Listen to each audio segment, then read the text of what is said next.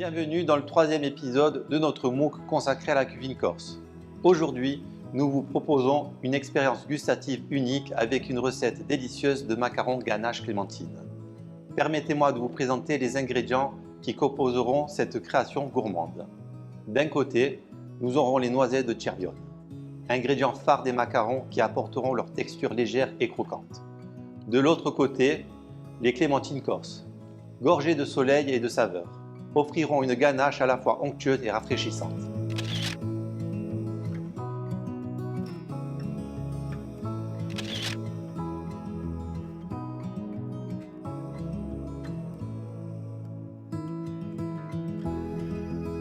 Nous allons passer 15 minutes ensemble. Les trois principales étapes de cette recette sont la préparation de la compotée à réaliser la veille. Ensuite, la préparation de la ganache. Enfin, la préparation des coques macarons. Pensez que les temps de cuisson peuvent être relatifs en fonction de votre équipement. Observez bien le rendu vidéo et faites-vous confiance. Êtes-vous prêt à éveiller vos sens avec ces irrésistibles macarons ganache clémentine? Enfilez votre tablier et plongeons dans l'univers gourmand de la pâtisserie corse.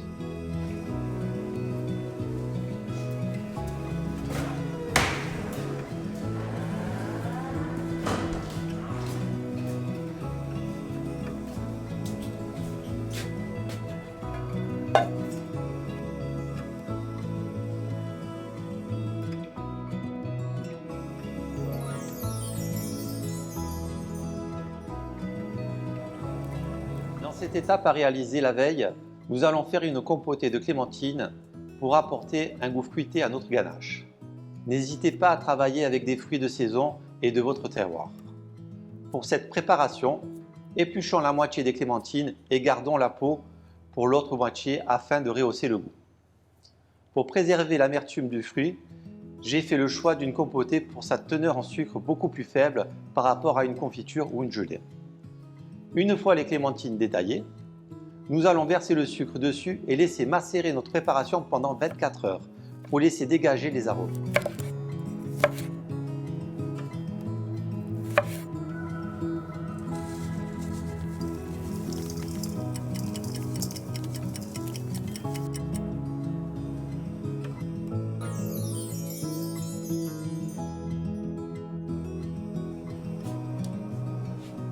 Nous allons cuire les clémentines qui ont macéré la veille. Vous allez les déposer au fond d'un sautoir, rajouter 200 ml d'eau et mijoter le tout à petit feu pendant 30 à 40 minutes.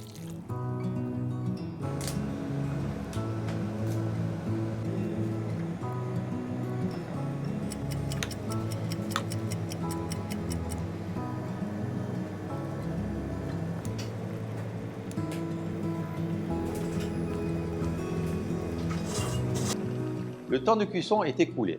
Vous allez maintenant incorporer la pectine qui est un épaississant naturel. Pendant cette étape, pensez à bien remuer avant de décanter. Nous pouvons dorénavant mixer les clémentines dans une calotte pour obtenir notre compotée.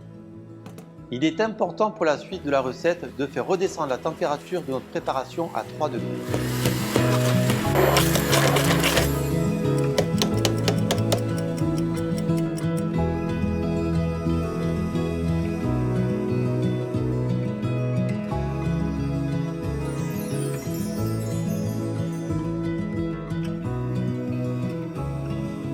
Dans cette étape, nous allons faire notre ganache.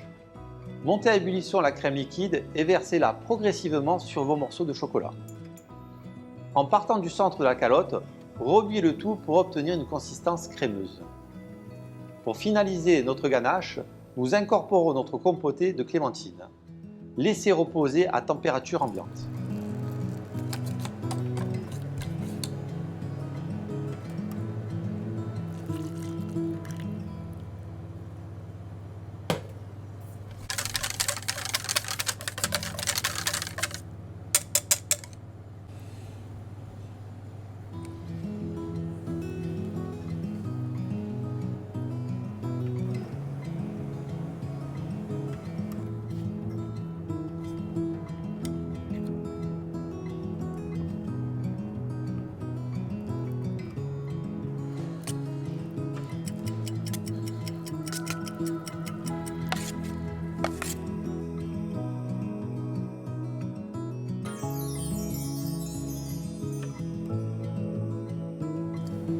Pour préparer le saline, nous allons adoucir l'amertume des noisettes de Chervionne avec une torréfaction à 150 degrés pendant 12 minutes. Cela va retirer l'humidité et concentrer les arômes. Le saline va consister à mixer les noisettes avec du sel. Avant de procéder à cette étape, les noisettes doivent être redescendues à température ambiante.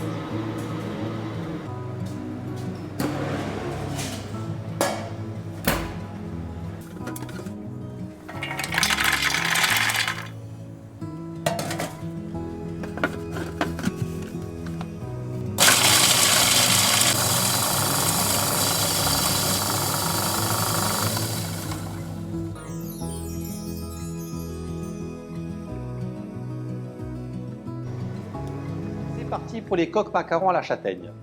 Mélangeons le sucre glace, la poudre d'amande et la farine de châtaigne à l'aide d'une maryse. Puis, mixez et tamisez le tout pour avoir un grain plus fin et enlever toutes les impuretés. Ne négligez pas cette étape car elle va garantir un aspect lisse et brillant à vos coques de macarons.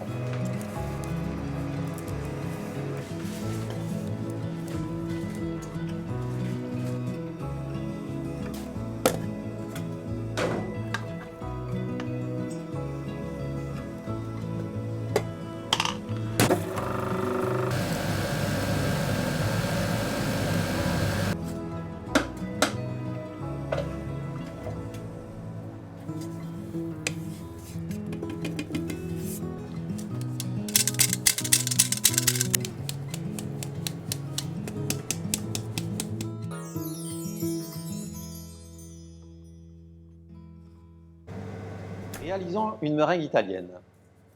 Nous allons préparer un sirop avec du sucre et de l'eau. Montez le tout à 116 degrés pour avoir une meringue bien souple. Dès que nos œufs sont clarifiés, commencez à foisonner les blancs. Dès qu'ils sont montés à moitié, nous allons incorporer progressivement notre sirop. Laissez foisonner à vitesse moyenne jusqu'à refroidissement de la cuve.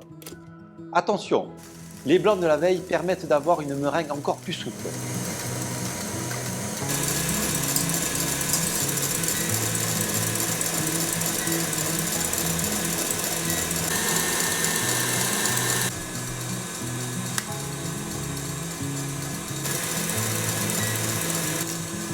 Avant d'incorporer notre meringue italienne, nous allons préparer notre colorant déshydraté dilué dans 2 blancs d'œufs. Ces derniers vont apporter au macaron une coque bien dure en surface. Notre meringue est redescendue en température et nous avons obtenu une consistance en bec d'oiseau. Nous pouvons la mélanger délicatement au colorant jusqu'à obtenir un mélange homogène. Puis incorporons en 2 ou 3 fois la poudre d'amande, le sucre glace et la farine de châtaigne. Remuez le tout délicatement afin d'obtenir une consistance onctueuse. Nous sommes maintenant prêts à macaronner.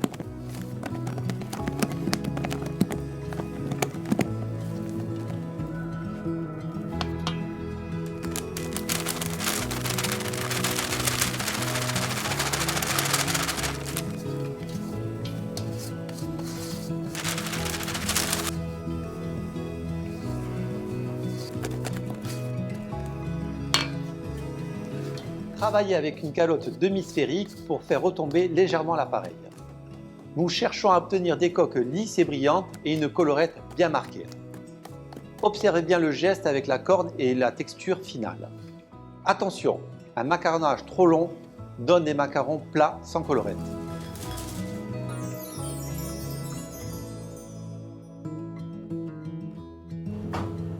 Il est temps de coucher nos macarons. Préparez vos plaques de cuisson avec le papier sulfurisé et à l'aide d'une corne, commencez à garnir vos poches. Faites une légère pression sur la poche sans bouger et finir par une virgule. Vos macarons doivent s'étaler d'eux-mêmes.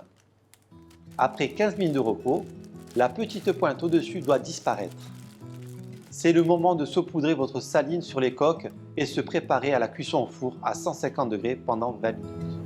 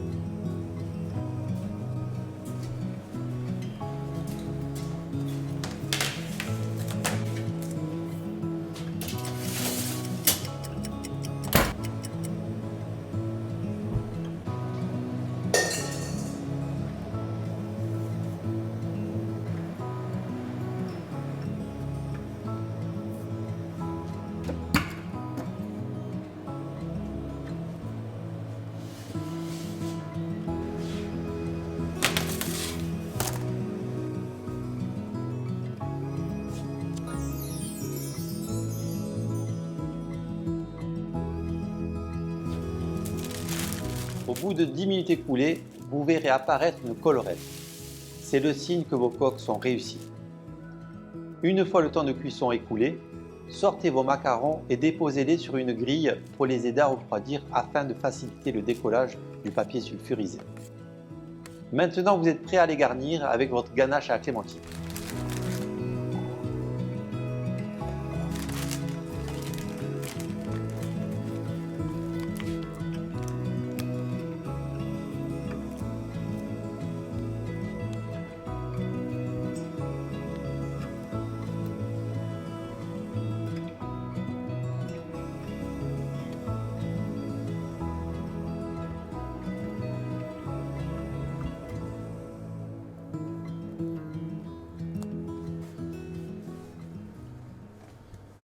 Vous pouvez être fier de vos macarons. Plus qu'un simple dessert, ils sont le reflet de votre passion, de votre créativité et de votre capacité à relever les défis culinaires. La coque croquante des macarons se mêle harmonieusement à la ganache de clémentine corse, offrant un équilibre parfait entre douceur et acidité. Merci de m'avoir accompagné dans cette aventure culinaire. Vous êtes désormais un véritable expert des macarons ganache clémentine.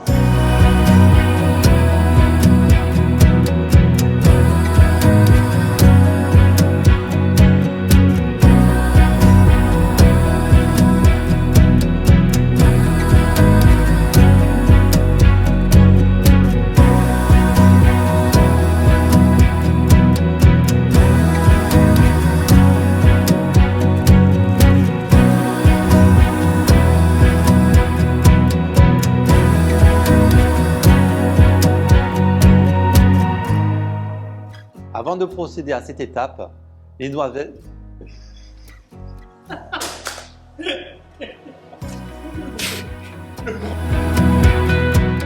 Merde. Et voilà.